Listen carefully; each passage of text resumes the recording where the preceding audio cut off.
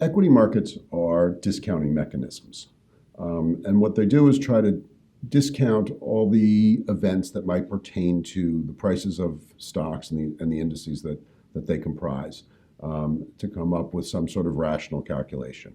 Markets are very good at discounting market-related stuff, earnings, dividends, revenues, the sort of stuff that's really within the market's wheelhouse, I'm going to say. Markets better or worse at economic numbers. I've always thought that if you're not sure as to which market's correct, trust the bond market about the economy more than the stock market, because realistically, that's what the bond market is there for, is to translate economic events into prices of money, and that's what they do best. Stocks then have to take that and see how that affects the individual equities, and which is a second order calculation. So when in doubt, trust the bond market on the economy. But the problem is markets really are not good at geopolitical events. There's so many moving parts, and it's really outside their normal realm of control, shall we say, or their normal realm of thinking.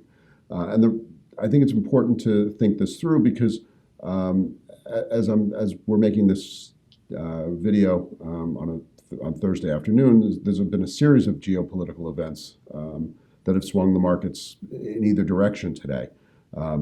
Having opened higher on the back of the good Fed meeting and the market's positive interpretation of the outcome of the Fed meeting, we saw a little normal profit taking. Then the market swooned mid-morning as there was as the president basically started making comments that Iran had made a big mistake by shooting down one of our drones.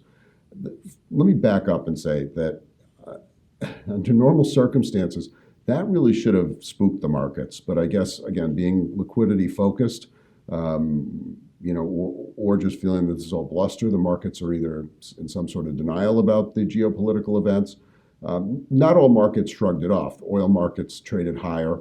Gold, which had been sort of flirting with breaking through to new medium-term highs, did so, partially on the geopolitical, partially on the fact of the interest rate backdrop. Remember, if you own gold, it doesn't earn you any interest, but at this point, if you own money, it doesn't earn you a lot of interest either. So the cost of owning gold, the opportunity cost of owning gold decreased. So you kind of had two things working in that favor. But the problem is, outside of things that are sort of first order effects, what does tension in the Gulf mean to the price of oil? Markets get this. Markets don't do very well with it. There's a lot of knee-jerk reactions. In some cases, they're right. In some cases, they're wrong. But we don't really know.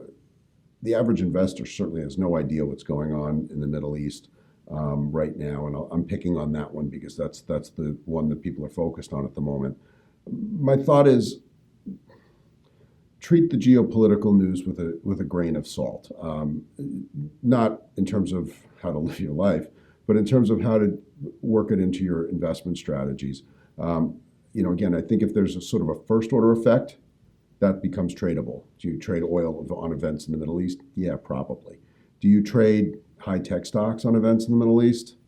Probably less so. And that's where I'm saying the market tends not to be very good at that. So unless you have a particular skill in that regard, please bear that in mind.